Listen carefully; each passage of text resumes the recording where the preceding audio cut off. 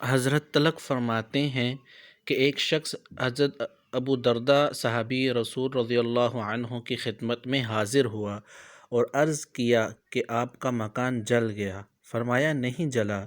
پھر دوسرے شخص نے یہی اطلاع دی تو فرمایا نہیں جلا۔ پھر تیسرے آدمی نے یہی خبر دی تو آپ نے فرمایا نہیں جلا۔ پھر ایک اور شخص نے آ کر کہا کہ اے ابو درداء، آگ کے شرارے بہت بلند ہوئے مگر جب آپ کے مکان تک آگ پہنچی تو بجھ گئی۔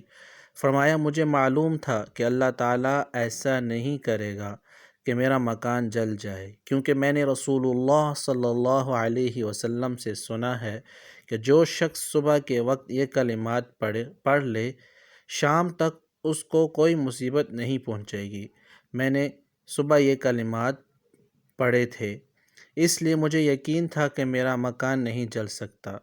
وہ کلمات یہ ہیں: اللہم انت ربی لا الہ الا انت علیک توکلت وانت رب العرش الکریم ما شاء اللہ کان وما لم یشأ لم یکن ولا حول ولا قوة الا باللہ العلی العظیم اعلم ان اللہ علی کل شیء قدیر وان اللہ قد احاط بكل شیء علما۔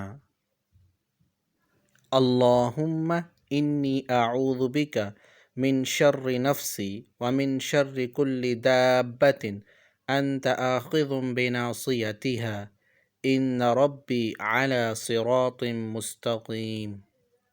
آمین۔